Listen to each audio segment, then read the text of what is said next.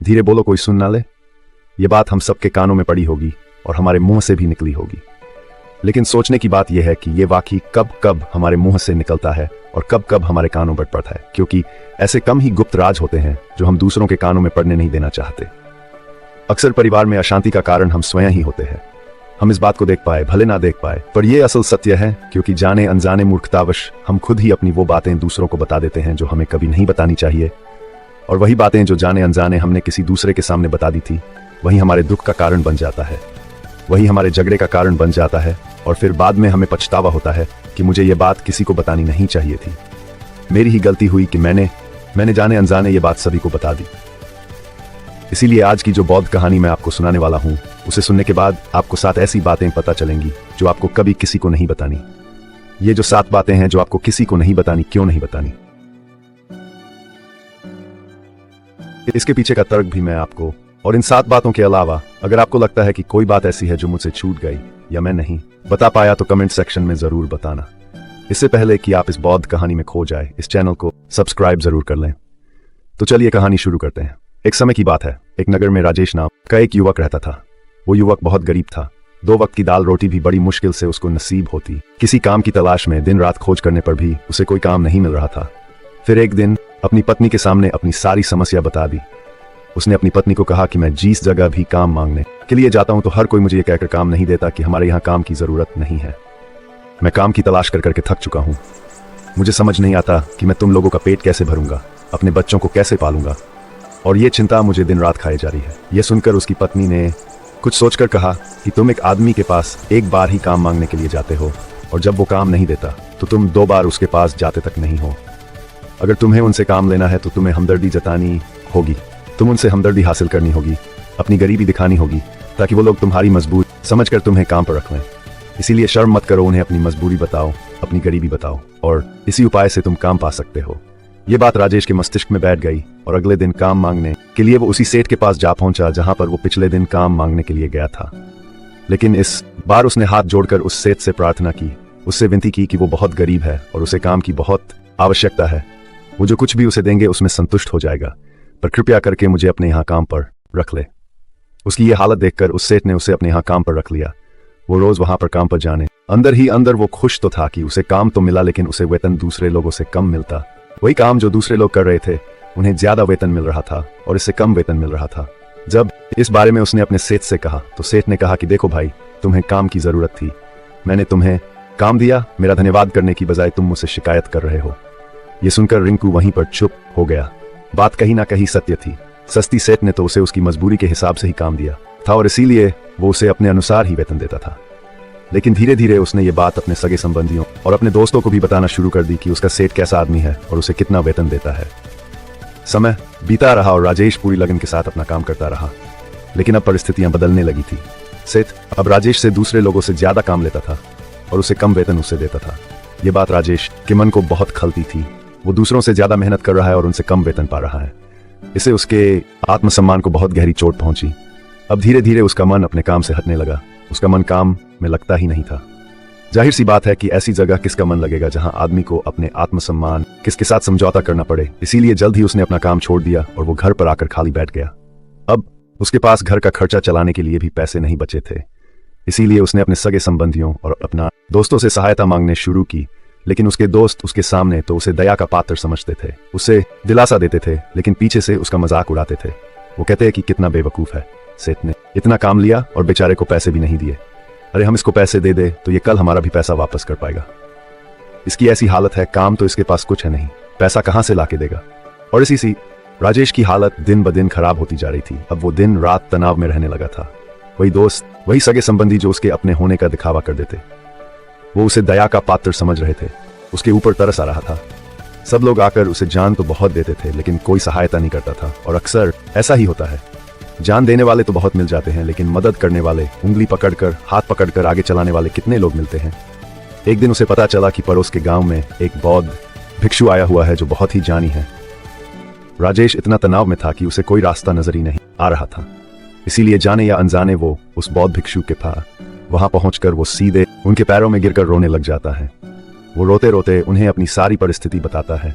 उसे बताता है कि किस तरह उसके सेठ ने उसका फायदा उठाया, उसे दया का पात्र समझकर और उसके सगे संबंधी उसके साथ कैसा व्यवहार रखते। सारी बातें सुनकर बौद्ध भिक्षु ने उसे चुप कराते हुए कहा कि बेटा, ये सारी समस्याएं तुम्हारी बुद्धिहीनता, तुम्हारी मूर्खता के कारण उत्पन्न हुई है। अगर तुम्हारे अंदर विवेक होता तो इनमें से एक भी समस्या तुम्हारे मन को दुखी नहीं कर सकती थी, लेकिन तुमने अपने अविवेक के कारण, अपनी मूर्खता के कारण खुद ही अपने रास्ते में कांटे बिछा दिए। आज मैं तुम्हें 7 बातें बता रहा हूं जो भूलकर भी किसी को मत बताना, और इन बातों का अनुसरण करते हुए तुम बाहर से मिलने वाले दुखों को दूर कर ही सकते हो जो बेवजह दुनिया की वजह से तुम्हारे अंदर पनपते हैं। पहली बात जो किसी को नहीं बतानी चाहिए वो है अपनी मजबूरी। अपनी मजबूरी का दिखावा करके दूसरों का दया पात्र बनकर उनकी सहायता लेने की गलती कभी मत करना। हो सकता है कि आज वो तुम्हारी मजबूरी देखकर तुम्हारी सहायता कर दें, लेकिन कल वो तुम्हारा फायदा उठाने से भी नहीं चूकेगा, और अगर फायदा भी नहीं उठाया तो दूसरों के सामने तुम्हारा मजाक बनाने में वो आदमी कभी नहीं चूकेगा। इसीलिए कभी भी अपनी मजबूरी का दिखावा मत करो। अगर घर में 2 रोटी है, सूखी रोटी है, तो वही खाकर सो जाओ, लेकिन दूसरों को इसके बारे में भनक तक नहीं लगनी चाहिए। मजबूर चुकाने का मतलब होता है एक इंसान का या तो वह दूसरों से सहानुभूति हासिल करना चाहता है या उनसे कोई आर्थिक मदद चाहता है, लेकिन अगर दोनों ही परिस्थितियां आप देखें तो दूसरा आदमी आपका फायदा उठाने से नहीं चूकेगा, और अगर वो फायदा नहीं भी उठाएगा तो अपनी नजर में तो वो आपको मूर्ख ही समझेगा, बेवकूफ समझेगा, और दूसरों के सामने आपका मजाक तो जरूर बनाएगा। इसीलिए अपनी मजबूरी के बारे में कभी किसी को मत बताना। दूसरी बात जो किसी को भी नहीं बतानी चाहिए वो है अपनी अतीत की गलतियां और भविष्य की रणनीतियां। जरा सोचो कि अगर हम अपने अतीत की गलतियां किसी दूसरे को बताते हैं तो उसका क्या प्रभाव होगा। वो गलतियां ठीक तो नहीं की जा सकती, जाहिर है, तो उन्हें बताने का क्या मतलब रह जाता है। आप अपने अंधेरे पक्ष को खुद दुनिया के सामने बता रहे हो, खुद अपनी गलतियां दूसरों के सामने बता रहे हो। इससे उस आदमी की नजर में आपका एक चरित्र गठित हो जाएगा और वो भविष्य में हमेशा आपको उसी नजरिए से देखेगा। इसीलिए किसी भी आदमी की नजर में अपना चरित्र गठित मत होने दो, और जरा सोचो कि आप व्यर्थ में ही अपने भविष्य की रणनीतियां दूसरों के सामने बता रहे हो। जो लोग आपके काम का हिस्सा ही नहीं है उनके सामने अपनी भविष्य की रणनीतियां, अपनी डींगे हाँकने का क्या फायदा। वो लोग आपकी सहायता तो नहीं करेंगे, लेकिन आपकी भविष्य की रणनीतियों में बाधा जरूर बन सकते हैं। आप खुद अपने विवेक का इस्तेमाल करिए और सोचिए कि आपके साथ भी ऐसा हुआ है कि आपने अपनी भविष्य की रणनीति किसी को बताई हो और वो कामयाब ही ना हुई हो। जरूर हुआ होगा। जरा गौर से सोचिए। तीसरी बात जो किसी को नहीं बतानी चाहिए वो है अपने घर की बातें। जो भी हमारे घर के अंदर आपस में बातचीत होती है, हमारे माँ बाप के साथ, हमारी पत्नी के साथ, हमारे बच्चों के साथ, वो बातें परिवार तक ही सीमित रहनी चाहिए। अगर आप इन बातों का दूसरों के सामने ढिंडोरा पीटते हो तो दूसरों को आपके घर में घुसने का एक मौका मिल जाता है और वह इसका फायदा उठाने से कभी नहीं चूकेंगे। वो आपके परिवार के सदस्यों को आपसे दूर लेकर जाने की कोशिश करेंगे। अक्सर ऐसा होता है, हम समाज में देखते हैं कि हम अपने घर के झगड़ों को कम करने के लिए उन झगड़ों को अपने पड़ोसियों और दूसरे सगे संबंधियों को बता देते हैं, लेकिन इससे आपको सहायता कभी नहीं मिली होगी, बल्कि आपके घर के लड़ाई झगड़े और ज्यादा बढ़ गए होंगे, और वो जाहिर है वो बढ़ेंगे। अगर आप अपने माँ बाप की बात दूसरों को बताएंगे तो आपके माँ बाप को बुरा लगेगा कि हमारा बेटा हमसे बताए बगैर दूसरों को ये बातें बता रहा है। इसीलिए अपने घर की बातें और अपने घर की लड़ाई झगड़े किसी के सामने मत। चौथी बात जो मैं आपको बताने जा रहा हूं, जो किसी को नहीं बतानी चाहिए, वो सुनने पर बहुत अजीब लग सकती है, लेकिन उसका सत्य भी मैं आपको एक तर्क के माध्यम से दूंगा। मैं कहता हूं कि अपनी आमदनी किसी को मत बताना। अब अपनी आमदनी ना बताने के पीछे क्या मतलब हो सकता है? सिर्फ अपनी आमदनी अपने दोस्तों को बता देते हैं, तो जब आपके दोस्तों को जरूरत पड़ेगी तो वो सिर्फ आपको ही याद करेंगे, क्योंकि उनको पता है कि अगर आपकी आमदनी ज्यादा अच्छी है तो आप भी उनकी मदद कर सकते, और इसीलिए ज्यादा लोग आपसे सहायता मांगेंगे। और जब आप उनकी सहायता नहीं करेंगे तो वो सोचेंगे कि इस आदमी के पास पैसे है, मेरी सहायता कर सकता है, लेकिन ये सहायता कठिन नहीं। आमदनी आप दोनों दोस्तों के बीच एक झगड़े का कारण हो सकती है।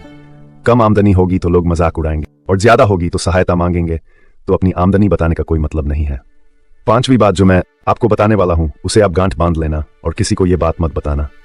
अपनी कमजोरियां और अपनी ताकत, अक्सर इंसान को पता नहीं होता है कि उसकी कमजोरी या उसकी ताकत क्या है, लेकिन अगर आपको अपनी कमजोरी और अपनी ताकत पता है तो पहली बात तो आप बहुत ही बुद्धिमान आदमी हैं, और दूसरी बात कि आपको ये बातें किसी से साझा नहीं करनी है, क्योंकि अगर आपकी कमजोरी या दूसरों को पता चल गई तो वो आपकी कमजोरियों का फायदा उठाएंगे, और अगर आपकी ताकत पता चल गई तो वही ताकत आपकी कमजोरी बन जाएगी, क्योंकि वो ताकत दूसरे आदमी को पता है और वो ताकत की कार्ड भी ढूंढ ही लेगा। अपनी कमजोरी और अपनी ताकत अपनी पत्नी या अपने पति को भी नहीं बतानी चाहिए, क्योंकि इसके बाद आपको घर में उनसे हमेशा दबके।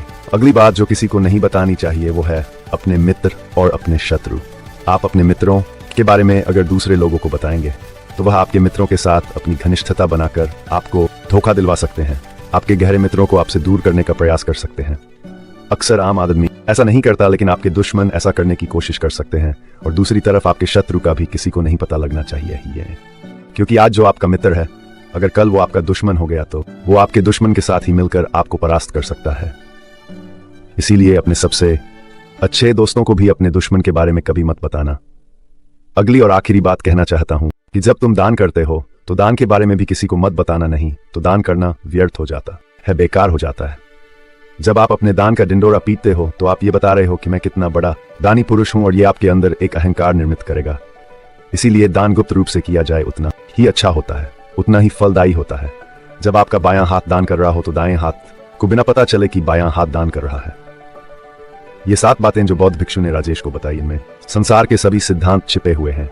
इन बातों का अनुसरण करते हुए आप अपने घर में सुख शांति बना सकते हैं और घर के झगड़े हमेशा के लिए दूर कर सकते हैं। आप इन बातों के बारे में अपने विवेक से भी सोचेंगे तो आपको ये बातें सच मालूम पड़ेगी। हमारा कहानी सुनाने का मकसद यही है कि आपका विवेक जागृत हो। आप खुद उन बातों के बारे में सोचें जो हम आपको बता रहे हैं, और अगर हम गलत है तो आप कमेंट सेक्शन में वो बात जरूर बताएं जिस पर हम गलत है। और इनके अलावा भी अगर आप कुछ जानते हैं तो उन बातों को भी कमेंट सेक्शन में जरूर डालें। तो दोस्तों, कैसी लगी आपको ये कहानी? कमेंट सेक्शन में जरूर बताना। तो मिलते हैं अगली कहानी में, तब तक के लिए अपना ख्याल रखें।